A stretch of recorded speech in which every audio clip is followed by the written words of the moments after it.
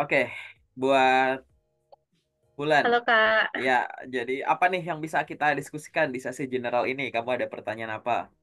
Kita akan ngobrol santai aja. ya mungkin masalah cari magang gitu ya, karena kan masih Hmm, mahasiswa baru. Menurut Kakak, hmm, gimana sih tipsnya biar aku bisa nyiapin dari sedini mungkin buat nanti? Karena kan aku nih anak vokasi, ya kok hmm, nantinya tuh hmm. bakalan ada apa ya eh, sesi PKL gitu Kak. PKL. Jadi menurut Kakak, ya gimana sih CV yang bagus yang bisa aku siapin dari sekarang, biar nanti waktu aku ngelamar PKL itu bisa lebih mudah gitu loh Kak. Oke, aku memahaminya ini jadi dua pertanyaan ya. Gimana cara nyiapin CV yang bagus untuk daftar Iya, PKL nanti dan mungkin nanti termasuk juga tips ya cari magang atau cari PKL tadi ya, kayak gitu. Oke, aku iya. jelasin satu-satu.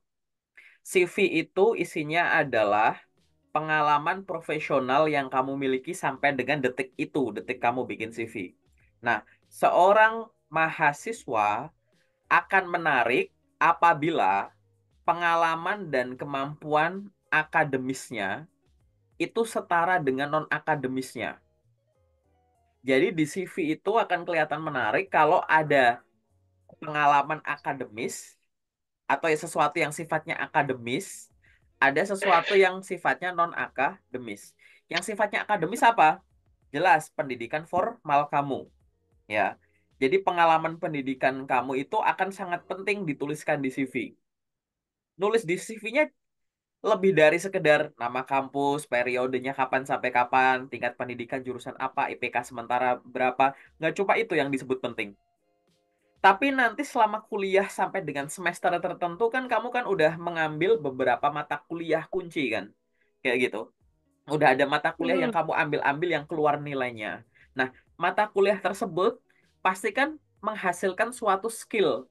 Nah, skill dari mata kuliah tersebut, pengetahuan dari mata kuliah tersebut, pastikan juga tertulis di CV kamu, di bagian CV. skill gitu. Jadi pengalaman pendidikanmu tertulis di bagian pendidikan di CV. Kemudian apa yang sudah kamu tempuh dari pendidikan tersebut, mungkin ada praktikumnya. Apalagi tadi kamu bilang vokasi, pasti kan ada praktikum-praktikumnya gitu ya. Terus ada mata-mata kuliahnya. Nah, itu harus kamu tuliskan di bagian skill yang ada di CV. Kayak gitu. Jadi yang sifatnya akademis itu kamu tonjolin. Seolah-olah kamu nonjolin, Bapak Ibu, saya ingin daftar magang sampai dengan status saya sekarang semester sekian. Ini loh, secara akademis saya sudah berprestasi, buktinya nih.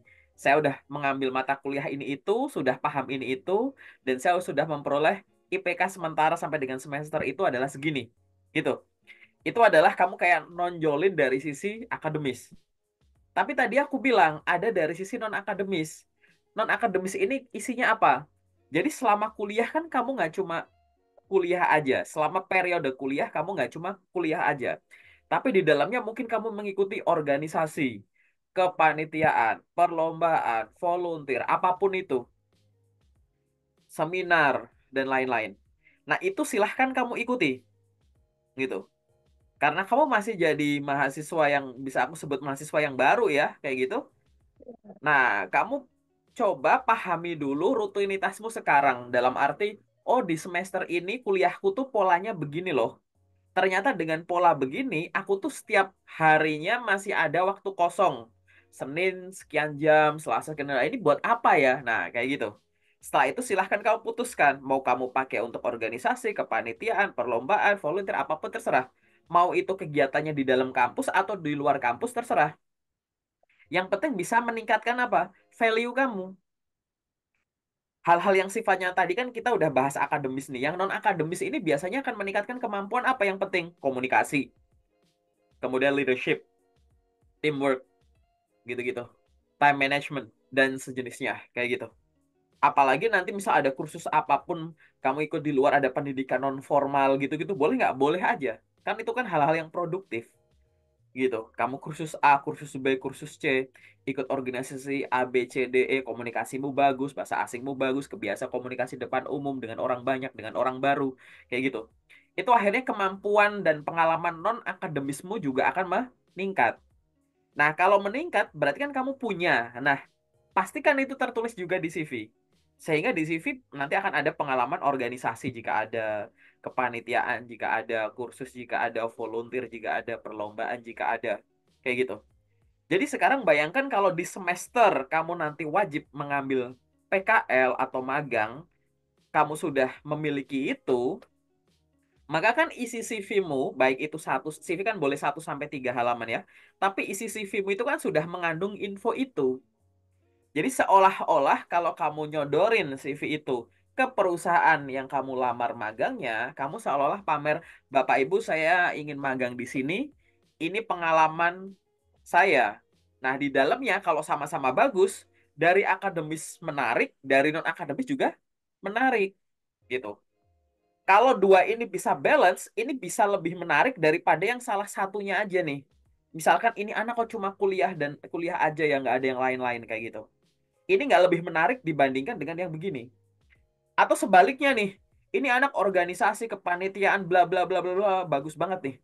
Tapi IPK dia sampai dengan semester itu kok jelek ya. Malah nunjukin nggak bisa bagi waktu yang bagus gitu. Jangan nganggap ini tuh bisa di-excuse dalam arti kayak organisasi kepanitiaan di luar itu bagus, terus IPK kamu jelek, sampai dengan semester itu terus dianggap kayak, "Oh, udah nggak apa-apa lah, wajar lah, terima aja lah gitu." Ya nggak kayak begitu. Karena secara akademis itu bentuk pertanggungjawabanmu secara terukur itu ada di IP di setiap semester itu kan. Kayak gitu. Jadi yang akan menarik tuh balance. Balance ini nggak harus setinggi ini ya. Mungkin namanya masih semester berapa ya nggak sih gitu kan. Silahkan. Tapi Kak, aku sejauh ini nggak bisa tuh ikut organisasi kepanitiaan. Karena aku harus jualan di luar atau bantu orang tua jualan misalkan kayak gitu. Atau ada usaha bisnis sendiri. Nggak apa-apa masukin itu, malah bagus. Jadi pengalaman kalau kamu sudah punya pengalaman kerja yang bisa dituliskan di CV, tulis saja. Karena pengalaman kerja yang bisa ditulis di CV nggak harus yang kerja kantoran. Kamu punya bisnis sendiri, freelance, part-time, atau sebelumnya punya magang, nggak masalah, tulis saja. Kayak gitu. Jadi kalau mau menyiapkan dari sekarang, karena aku bilang di sini kamu masih startnya awal dan bagus banget pertanyaanmu, maka kamu coba pikirkan gimana caranya secara akademis dan non-akademis ini tuh tinggi dan balance gitu. Bikin kita itu sebagai HR atau user tuh mikir kayak gini. Contohnya misalkan gini Bulan. Wih, anak ini IPK-nya udah tinggi ya, gitu. Nilainya bagus-bagus gini gitu dan lain-lain. Tapi dengan nilai sebanyak ini, dia tuh masih sibuk ini loh. Gimana ya cara bagi waktunya ya gitu. Itu kan menarik sekali gitu. Paham kan? Gitu. Bikin kita kayak gitu. Kenapa kok harus bikin kayak gitu? Karena kamu harus sadari, entah nanti magang atau besok kamu ngelamar kerja, kamu bukan kandidat tunggal. Kamu pasti akan dibandingkan dengan pelamar lain. Makanya jangan setengah-setengah gitu. Tapi capek kak kuliah sambil ikut gini gitu nggak masalah. Capek istirahat, tidur, bangun, capeknya hilang. Tapi kalau kamu nggak ngikutin apa-apa, ntar malah udah butuh waktu nggak bisa mundur. Gitu, paham ya? Mending capek gitu. Mending buang tenaga daripada buang waktu. Buang waktu saja gitu. Itu ya, itu yang harus kamu lakukan. Biar apa? Biar CV-nya itu menarik. Setelah CV-nya menarik, ya kan? Pasti kan ada dokumen-dokumen pendukung tuh. Misalkan kamu ikut organisasi kepanitiaan, mungkin ada sertifikatnya. Kamu ikut kursus, ada sertifikatnya, dan lain-lain. Mungkin kamu nanti nyusun portofolio. CV itu isinya adalah cerita tentang perjalanan profesionalmu. Portofolio itu bukti karyanya. Jadi di CV itu kamu bilang, Bapak Ibu saya pernah ngelakuin A, B, C. Saya pernah di sini loh. Di portofolio kamu bilang, Pak, yang di CV saya tulis saya pernah di sini, ini loh yang saya lakukan. Karyanya ini loh, hasilnya ini loh, kayak gitu. Jadi CV itu perjalanannya, portofolio itu adalah bukti karyanya. Kayak gitu. Ya, itu juga dia harus match kayak begitu. Nah, kalau sudah, sekarang yang kamu lakukan tinggal estimasi. Kapan kamu akan ngambil magang, ya, atau PKL gitu. Kenapa? Karena magang itu ada dua jenis. Ada magang yang di tengah kuliah, ada magang setelah kuliah, gitu. Ya, kalau magang di dalam kuliah, dia juga dibagi juga jadi dua. Ada magang yang sifatnya wajib, gitu. Jadi beberapa kampus itu memasukkan mata kuliah magang sebagai ya mata kuliah wajib diambil sama semua mahasiswanya yang sudah mencapai minimum semester tertentu. Tapi ada juga kampus-kampus yang tidak mewajibkan magang atau PKL gitu. Bahkan ada yang ngasih pilihan, kamu mau magang atau PKL, magang atau PKL ini atau KKN gitu. Ada yang dua-duanya wajib magang sama KKN, ada yang nggak ada magang, adanya cuma KKN. Ada yang nggak ada dua-duanya. Jadi butuh inisiatif sendiri kayak gitu. Nah ini aku nggak ngerti tipe kampusmu gimana. Nanti kamu banyak-banyak cari tahu dulu. Maksudnya cari tahu gimana? Mumpung masih semester ini, banyak kenalan sama angkatan-angkatan atas, ya. Nanya dari teman-teman sejurusan. Kenalan sama kakak tingkat itu wajib hukumnya. Karena mungkin nanti kalau di dunia kerja, mungkin kamu bisa kerja sama-sama teman-temanmu itu yang ada di kating-kating kamu itu. Tanya sama mereka, Kak, dulu magang di mana gitu. Pas lagi nongkrong, pas lagi santai gitu ya, Kak, sharing dong, Kak, magangnya temanya soal apa, terus berapa lama di sana. Oh, belajarnya apa aja, Kak, di sana, gini gini gini. Kak, kalau aku misalkan pengen magang di sana, aku kira-kira hubungin siapa ya, Kak, gitu. Mohon arahannya atau Kak, itu biasanya bukaannya tuh kapan sih, Kak? Oh ya, nanti di bulan ini biasanya kunjungi aja websitenya, catat. Ini sekitar bulan ini website. Bukanya ya juga jangan pas bulan itu, sebelumnya kamu udah cari tahu dulu. Itu kalau satu kakak tingkat itu kan pasti banyak. Ada yang setingkat di atasmu, ada yang setingkat di atasnya lagi, kayak gitu. Itu yang masih sekampus. Kenalan sama kampus lain yang punya jurusan yang sama, gitu.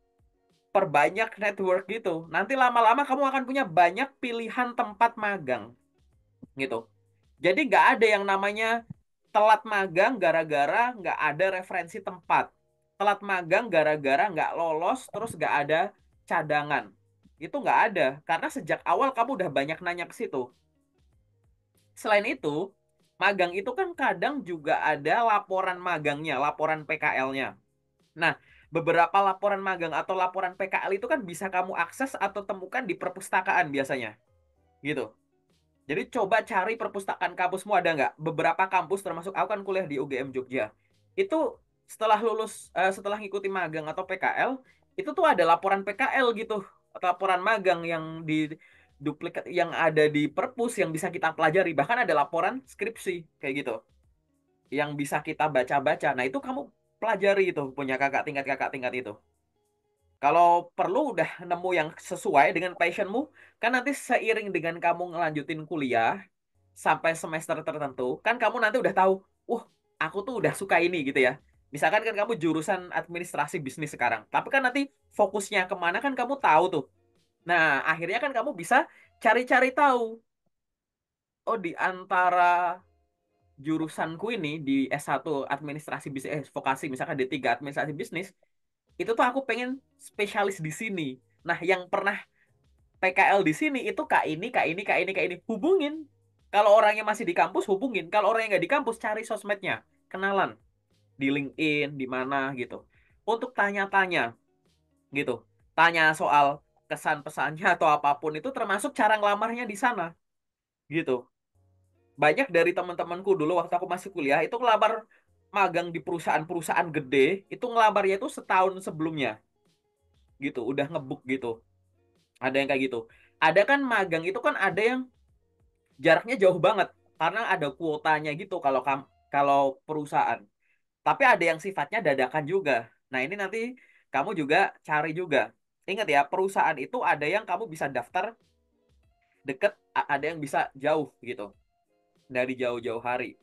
Magang-magang di tempatmu tipenya gimana? Mungkin magang ada yang hubungannya kerjasamanya magang Merdeka sama Kemendikbud kayak gitu kan? Atau magangnya yang sama BUMN, magang Magenta kayak gitu. Itu nanti silahkan kamu cari dulu. Atau nanti ada yang magang mandiri. Magang mandiri tapi di dalam periode kuliah. Mungkin bisa gitu. Nah, ini sesuaikan dengan tipe magang atau PKL yang ada di kampusmu dulu. Jangan sampai kurang info. Karena nyari info magang itu gampang banget sebenarnya. Dulu aku refleksi diri ya. Dulu pas aku kuliah, info magang itu kurang menurutku. Kenapa? Karena akunya sendiri yang jangkauannya itu kurang luas. Tapi setelah aku lulus gini, aku tuh, oh alah magang tuh cara nyarinya begini gitu.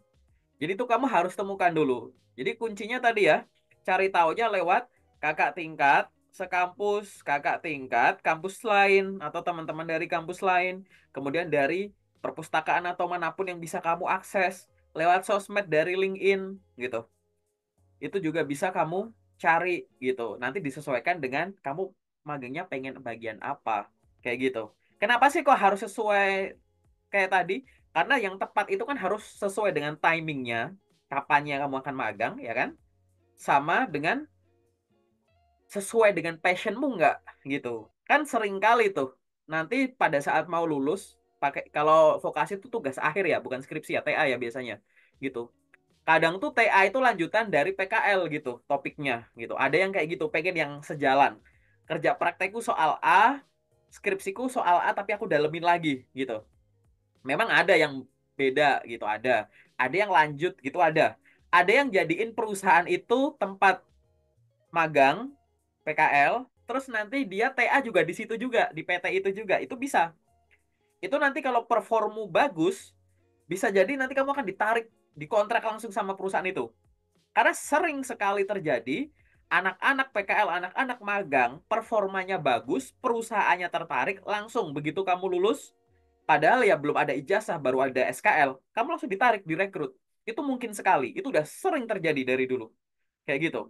Makanya di sini kamu harus tahu timingnya dulu. Kenapa kok harus ngomongin timing-timing lagi? Biar jadwal kuliahmu nggak acak-acakan, ya kan? Biar jadwalmu di luar akademis tadi nggak acak-acakan. Terus kamu bisa menyiapkan hal-hal yang sifatnya administratif. Surat pengantar ini itulah, bikin CV, bikin porto, latihan bikin, kan beberapa magang ada yang disuruh coba bikin esai dan lain-lain gitu-gitu. Ada yang sampai segitunya gitu. Pokoknya kamu udah latihan dulu lah gitu. Cari di Google referensi, banyak sekali orang sudah pernah PKL atau magang, sebagian orang itu berbaik hati bikin konten. Jadi ngebikin konten di kayak gitu, di sosmednya gitu. Nah, itu bisa kamu manfaatin kayak gitu. Cari di YouTube, dengerin orang apa, terus gitu. Itu beriringan sambil kamu mencapai di semester kamu nanti akan diwajibkan untuk magang kayak gitu. Nah, nanti cara nyarinya adalah tadi. Biasanya aku nggak ngerti pola di kampusmu udah ditentukan belum kerja sama sama perusahaan mana aja. Jadi kayak ada yang tinggal ngelamarnya tuh dalam tanda kutip mirip kayak disalurin gitu loh, gitu. Dan itu gampang gitu. Ada yang tiap anaknya tuh nyari sendiri gitu. Jadi kamu harus nyari sendiri. Sorry, kampus tuh kayak coba ACC terus ngasih surat keterangan ini itu gitu-gitu loh. Itu ada gitu. Ya, itu nanti kayak gitu. Terus kamu kalau mau nyari magang secara mandiri juga bisa nyari di job portal, di kayak Jobstreet dan lain-lain, terus di LinkedIn bisa. Karena ngebagi informasi soal magang sama lowongan kerja tuh tempatnya tuh bisa sama gitu. Atau website perusahaannya langsung tinggal cari nanti posisi yang dibuka itu yang ada kata magang apa atau ada kata intern, marketing intern, admin intern gitu, business development intern gitu-gitu. Nah, itu bisa tuh coba kamu lamar di situ. Tapi tetap lihat kualifikasi yang ada. Karena ada yang mengizinkan mahasiswa aktif magang di sana. Ada magang yang hanya untuk lulusan kampus. Gitu ada. Gitu. Jadi dari kualifikasi lihat. Misalkan kayak biasanya suka ada tulisannya magang persyaratan minimal mahasiswa semester sekian dari jurusan A, B, C, D, E gitu. Nanti kamu akan menemukan tuh kayak gitu. Kalau ada. Biasanya kan semester 6 ke atas ya biasanya ya gitu. Tapi ada yang tidak mensyaratkan itu juga bisa gitu. Nah, silahkan nanti kamu lamar dan ikuti prosedur-prosedurnya. Tetap di dalam magang tadi, step-stepnya sama seperti kayak kamu ngelamar kerja. Nanti ada interview, kadang ada psikotes gitu. Tapi tetap tidak dalam tanda kutip gimana ya, magang satu perusahaan sama yang lain tuh ada yang kompleks, ada yang enggak gitu loh, gitu. Ada yang bener-bener kayak ngelamar kerja, ada yang kayak biasa aja sih magangnya gitu. Nggak sesusah itu gitu. Stepnya tuh cuma CV, interview, langsung nanti kalau cocok langsung masuk aja gitu. Ada yang segampang itu. Nggak perlu ada kayak psikotes bikin ini, bikin ini, bikin ini gitu. Biasanya kalau memang perusahaan-perusahaan yang besar-besar itu biasanya kayak begitu. Gitu. Silahkan nanti ikuti dengan baik, lulus magang, kan kamu punya sertifikat magang, ya kan? Kamu punya apa? Update langsung ke CV-mu. Nanti pertanyaan selanjutnya, setelah magang aku harus gimana, Kak? Ya silahkan kalau kamu mau kuliah sampai lulus dulu boleh. Boleh nggak? Orang punya magang lebih dari satu. Boleh banget, gitu. Jadi magang itu nggak cuma sekali itu boleh, tapi diukur, ya. Kalau misalkan nanti kamu magang lagi selama kuliah, kuliahmu jadi molor nggak tuh? Mundur nggak tuh? Keganggu nggak tuh? Gitu. Gitu. Atau nanti kamu udah, misalkan di kampusku tuh PKL tuh atau magang tadi tuh wajib Kak, sebagai syarat suatu mata kuliah gitu biar dapat SKS di situ. Ya udah ambil aja. Nanti setelah kamu lulus, kamu sambil nyari kerja atau nyari magang juga boleh gitu. Caranya begitu. Nah, itu adalah gambaran umum ya yang harus kamu siapkan terkait dengan CV gitu. Walaupun aku nggak banyak bahas CV ya, karena inti dari CV itu nyeimbangin kegiatan. Kalau kamu nggak punya sesuatu yang nyata di dunia nyata kan di CV nggak bisa ditambahin. Itu namanya bohong. Berarti di nyata nggak pernah tiba-tiba nambah di CV gitu. Sambil cara nyarinya begitu. Gitu Bulan. Mungkin ada tanggapan atau pertanyaan lain boleh. Sambil ngopi boleh. Oh iya. Jadi kayak organisasi tuh mungkin sepenting itu ya, soalnya sejauh ini aku belum ada ngikutin organisasi apa-apa sih Kak, lebih ke ikut-ikut lomba aja itu. Gimana ya kira-kira boleh nggak ya kayak gitu? Ya, ikut lomba itu nggak masalah. Itu kan termasuk produktif. Yang nggak boleh tuh nggak ada apa-apa. Ini aku amat sangat tidak menyarankan. Jangan sampai, ya. Aku udah beberapa kali menemukan kasus ada anak jurusannya bagus, kampusnya bagus, IPK-nya ada yang 4, ada yang hampir 4. Organisasi nggak ada, kepanitiaan nggak ada, kemudian di situ lomba nggak ada. Pokoknya bener-bener akademis saja. Setelah aku tanya, kenapa kamu nggak ikut? Bilangnya males. Ada juga waktu yang bilang tempatnya tuh jauh gitu, kampus sama rumahnya, kayak gitu. Padahal setelah aku gali ternyata dia ngekos, kayak gitu. Ada yang memang belum kepikiran waktu itu sepenting itu, gitu. Karena yang dituntut sama orang tuanya adalah nilai bagus, nilai, kayak gitu. Tapi kan balik lagi, statusmu itu mahasiswa. Beda SMA, SMP, SD itu namanya siswa. Di tingkat diploma sarjana ke atas itu namanya mahasiswa. Ada kata maha. Pasti ada bedanya gitu. Ini udah jalan nih, kayak gitu ya. Nah, karena harapannya nanti kamu tidak hanya cerdas dari sisi intelektual saja gitu. Yang hubungannya sama sosial dan lain-lain itu kamu harus tahu. Dan organisasi apakah sepenting itu? Menurutku iya penting. Nanti kalau kamu sudah punya banyak pengalaman kerja, organisasi nggak usah ditulis di CV-mu nggak apa-apa. Ingat ya, gitu. Jadi kalau misalkan nanti kamu udah punya beberapa pengalaman kerja, terus kayak aku kayaknya pengalaman kerja yang ditulis, organisasi nggak usah ditulis di pengalaman kerja nggak apa-apa. Kenapa? Karena kerja itu berorganisasi yang dibayar. Paham nggak? Gitu, gitu ya, paham ya. Tapi selama kamu belum punya pengalaman kerja yang banyak, masih junior, pengalaman kerja masih 2 tahun ke bawah, 0 sampai 2 tahun, maka saranku pengalaman di luar pengalaman kerja kayak magang, organisasi, kepanitiaan, perlombaan silahkan tetap dimasukkan biar kamu kelihatan produktif dan punya inisiatif gitu. Organisasi itu membentuk bagaimana orang itu berpikir dan bertindak hubungannya pada saat berinteraksi dengan lingkungan gitu. Seringkali aku dapati orang yang tidak ikut organisasi kepanitiaan dan lain-lain, kemampuan komunikasinya itu di bawah rata-rata orang yang ikut organisasi. Karena di organisasi itu, bahkan orang yang pendiam pemalu pun, dalam tanda kutip, dipaksa untuk ngomong saat rapat. Dipaksa untuk berinteraksi sama orang. Dipaksa untuk ngurusin kegiatan sampai berhasil. Kayak gitu. Itu ngelatih banget yang sifatnya itu soft skill tadi. Nah, soft skill ini dibutuhkan di dunia kerja. Organisasi ngapain sih? Ada kegiatan, ada event. Pekerjaan juga ada kegiatan, ada event. Nanti di organisasi biar acara itu berhasil, kan di organisasi juga ada ada kepanitiaan apa gitu ya, ngadain apa. Organisasi sering meeting-meeting, kerja juga sering meeting. Organisasi nanti sering berinteraksi sama orang gini-gini nih. Kerja juga akan kayak gitu. Organisasi ada yang ketua himpunan, ada yang kepala departemen ini, ada gini-gini gini. Di kerja juga ada strukturnya, gitu. Paham kan? Gitu. Jadi kalau orang sudah mudah atau terbiasa berorganisasi, harapannya saat berinteraksi di dunia kerja, transisinya itu mulus, enak gitu. Gitu. Jadi aku akan kasih saran lagi ya buat Bulan kayak gitu. Selama belum ada organisasi, karena belum sempat, nggak apa-apa. Ingat ya, organisasi nggak harus semester-semester awal kok. Biasanya misalkan semester awal tuh, Kak aku masih ada kesibukan gini gitu, kuliahku masih padat, aku masih belum bisa nyisipin kegiatan organisasi di kuliahku daripada keganggu, nggak masalah. Nanti kan lama-lama kan namanya kuliah kan ada waktu kosongnya kan makin luang, makin luang, makin luang. Dan kamu udah paham kan yang namanya polanya journeymu tuh udah paham. Jadi kamu tahu, oh ini mah aku sisipin buat apa ya. Dan nggak harus organisasi loh ya. Tadi misalkan ada yang aku ada part time Kak, boleh.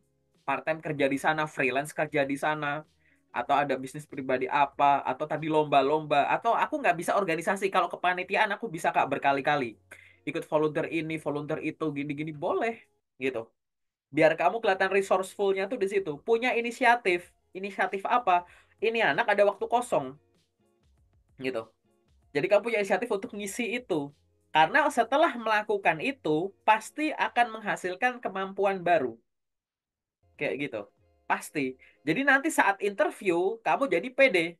Perkenalkan nama saya Bulan Kirena. Saya merupakan lulusan misalkan D3 Administrasi Bisnis dari universitas ini dengan IPK sekian. Saya memiliki pengalaman magang di sini selama 6 bulan. Saya bertanggung jawab untuk melakukan ini itu. Selama kuliah, selain saya berprestasi, yang saya buktikan dengan IPK sekian, dan ada beberapa perlombaan yang saya menangkan, saya juga aktif dalam berbagai organisasi dan kepanitiaan. Di antaranya saya pernah menjadi ini di sini, ini di sini, ini di sini. Kalimat ini tuh bisa keluar saat kamu interview kerja, gitu. Saat interview tuh kamu bisa mamerin, saya lulusan ini, saya lulusan baru, saya pernah magang di sini. Selain saya sibuk secara akademis nih loh, secara non akademis saya juga ada kegiatan, gitu. Kalimat itu cuma bisa keluar yang barusan aku omong ini contoh praktek kalau kamu di interview dengan pertanyaan silahkan perkenalkan diri Anda saat interview kerja kayak gitu. Kamu bisa memamerkan hal itu dengan mentioning aja kayak gitu. Nah kalau nggak ada nanti kamu nggak bisa banyak ngomong gitu. Perkenalkan nama saya ini, saya merupakan lulusan S1 ini dari universitas ini dengan IPK sekian. Saya pernah magang di sini, sini, sini, sini. Saya menguasai bidang ini, selesai kayak gitu. Kamu ada kelebihan lain nggak gitu ya? Kelebihan lain kamu nggak bisa tonjolin. Apa kelebihanmu dibandingkan orang-orang jurusan lain gitu? Orang-orang lain dari jurusanmu kayak gitu. Kamu nggak bisa pamerin di situ. Tapi kalau kamu ada organisasi atau kepanitiaan atau ada perlombaan, kamu bisa pamerin gitu.